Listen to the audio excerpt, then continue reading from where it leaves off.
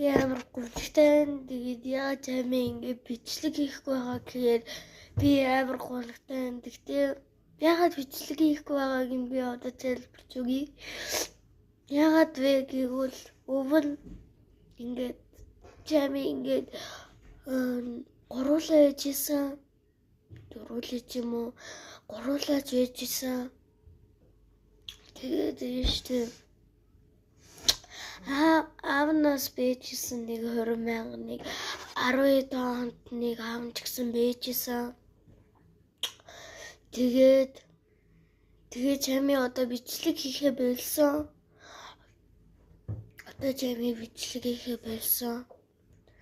Тэгээд одоо сүүлийн удаа бичлэг хийгээсэн.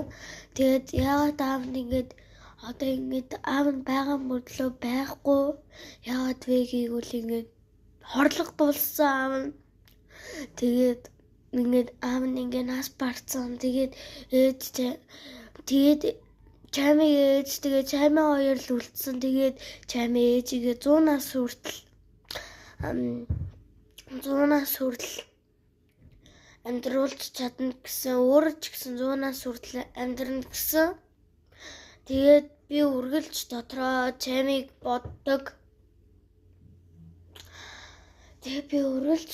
чамиг боддог. Манай гэрийн бүх хүмүүс, манай гэрийн нөгөө дүү нар тэгээд хамаатны дүү нар чамиг бас үздэг байхгүй юу?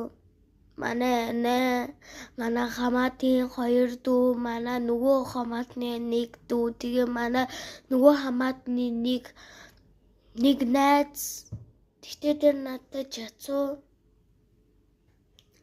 Тэгээ миний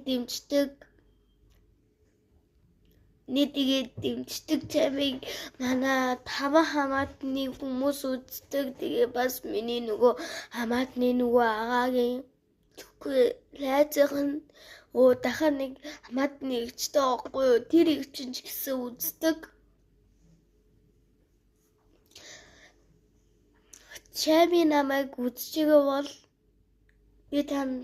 би танд хайртай шүү гэж хэлмээр байна.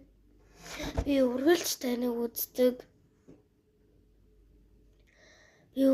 таныг үздэг. Тэгээд итүфихээ бэлсэн гэхээр би таныг үргэлж дотроо бодож амнаа.